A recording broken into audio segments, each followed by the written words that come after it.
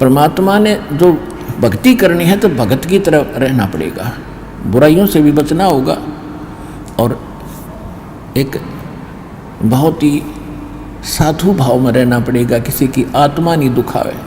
ठीक है, आपको धीरे धीरे सेट होने में टाइम लगेगा, जैसा भी जिसका व्यवसाय है अब वर्तमान में उसमें एक साधुता लाओ। जैसे कोई मजदूर है, सेवा कर रहा है किसी के और भगत हो गया तो वो तन मन धन से सेवा करे उस मालिक के उसमें, क्योंकि वहाँ से उसने रोटी मिल रही है। और फिर परमात्मा ऐसी प्रेरणा करेगा उस मालिक के अंदर, देख भगत आदमी होते ऐसा हो भाई, कोई चीज़ पड़ी रहो घर में उसके लिए मिट्टी समझे, चाहे पैसा हो चाहे सोना हो कुछ भी हो, अपनी मिली हुई 2 रोटी यानी 2 जो दिहाड़ी मिलती है उसमें संतोष सब्र करके देखा कितनी इज्जत बनेगी उसकी और कितनी विनम्रता और उसके प्रति सद्भावना और उसका आदर बनेगा उस मालिक के हृदय में। इसी प्रकार अगर आप मालिक हैं, भगत हैं, आपके यहाँ कोई सेवादार सेवा करता है, उनको अपने बच्चों की तरह समझें, उनको भगवान के बच्चे समझें। वो बालक सेवा कर रहे हैं, भगवान के बच्चे हैं, उनको प्यार दे और उनके साथ कोई ऐसा गलत बर्ताव नहीं करे। और फिर कुछ दिनों में उनके दिल में ऐसी भावना होगी, परमात्मा दोनों तरफ रोल करता है, जब हम मालिक के अनुसार चलेंगे फिर उन बच्चों में भी, उन सेवादारों में भी ऐसी भावना भर देगा भी हमारे जैसा नालायक नहीं, इसे ऐसे भले आदमी के घर में रामून 21 कराएंगे, सेवा में मजदूरी में 21 काम कराया करेंगे भाई। तो इस तरह कितना अच्छा माहौल बनेगा। और हम जैसे मालिक तो समझता है कि न रुपये पैसे दो 100 रुपये और काम खींचूँ 1000 का, और मजदूर क्या समझते हैं, रुपये लेवा 500 और काम करा 100 रुपया का। दोनों की नीयत खराब और दोनों दुखी, कर्म भी बिगड़े, टेंशन बनी रहे।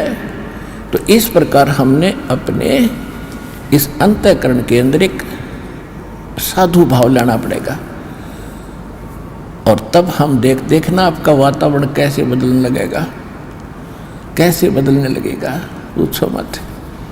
तो तब हम यहाँ भी सुखी होंगे, आपको चिंता नहीं रहेगी कि वहाँ सेवादार सेवा कर रहे हैं, वो अपने तन मन धन से सेवा करेंगे भगवान से डर के, वो भगवान से डरने वाले हो जाएंगे, फिर बातें खत्म हो जाएगी।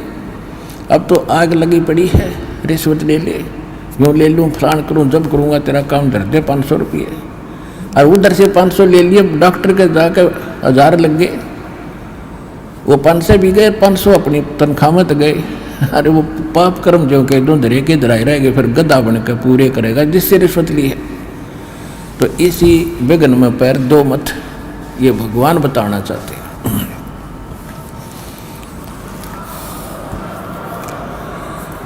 और जब आपको ये ज्ञान होगा ना, जहर दिखाई देगा आपको, और जब आप नेक नीति से चलोगे तो पूछो मत। अब दास बहुत देखता है, एक छोटा सा बच्चा ने बोला जी 55 रुपये पाए मैंने पड़े, वो घर पे ले आया, घर वाले बोले ना बेटा हमने नीचे धर दे, अपना दान पात्र में डाल दिए, इस विषय हम नहीं खाएंगे। अब देख जिसके गिरे थे उसको पुण्य हुआ, अब यहाँ पर भंडारे में लग गए, और वैसे उस पर चवन्नी खर्च हो रही थी कि उसने विधि का पता नहीं, और वैसे कोई और मिल जाता उसने जाते कह घुट्टी लाओ उसके 55 रुपये की, या कितने मांस मिट्टी खाओ उसको और पाप लगाओ। तो इस प्रकार हमारी नीत साबित होगी, भगवान खुश होगा, और जब भगवान खुश होगा तो फिर कमी नहीं रहेगी। हमने परमात्मा को प्रसन्न करना है, और परमात्मा प्रसन्न होगा तो फिर कमी किस चीज की, फिर तो क्या बताते हैं परमात्मा,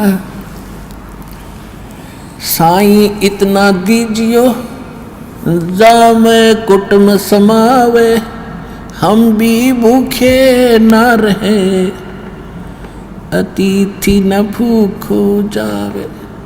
इससे अधिक मांगना इस काल की जेल में हमारी महामूर्खता है कि इतना ही मांग लो बस तुम, इसमें सब कुछ मिलेगा, क्योंकि ये कलयुग है। और कलयुग में मशीनरी जरूरी होगी, तो आप इतना ही मांगो जा में कुटुंब समावे, यानी रिक्वायरमेंट ऑफ द फैमिली, परिवार की आवश्यकताएं ये है जा में कुटुंब समावे, और हम भी भूखे ना रहें और अतिथि न भूखा जाए। फिर देगा आपको, और फिर रहो मालिक के वचनानुसार चलो। फिर कैसे, जैसे परमात्मा कहते हैं, चिड़ी चोंच भर ले गई नदी न घट्यो नीर, दान दिए धन घटे नहीं, यूं कह रहे साहिब कबीर। परमात्मा अपना साइन कर रहे हैं इस वाणी को बोल करके, कह रहे साहिब कबीर कि दान करने से धन नहीं घटेगा, ये नियम है ईश्वर का, परमेश्वर का। और दान सुपात्र को करे, गुरु बिन माला फेरते, गुरु बिन देते दान, गुरु बिन दोनों निष्फल हैं, चाहे पूछो वेद पुराण। देते को हर देत है, जहां तहां से आण, अण देवा मांगत फिरो, फिर साहिब सुने ना कान। अब परमात्मा ने एक भूमिका करके दिखाई हमारे को कि साईं इतना दीजियो जिसमें कुटुंब समावे। एक धानक, एक जुलाहा, सुबह से लेकर शाम तक एक बारीक बारीक तार इकट्ठे करके धागे और कपड़ा बुनता है।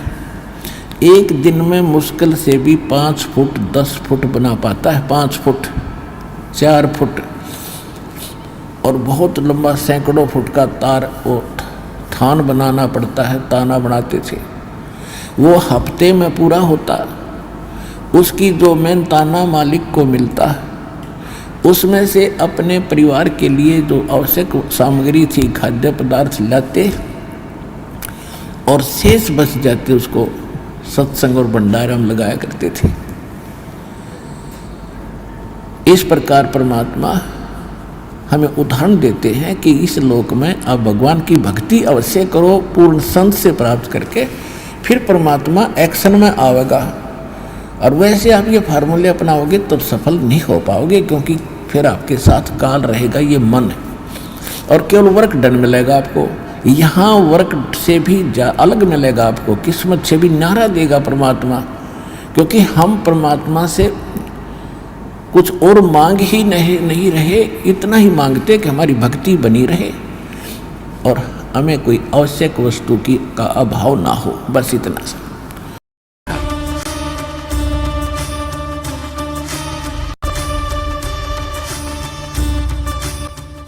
बोलो सतगुरुदेव की जय। बंदी छोड़ कबीर परमेश्वर जी की जय।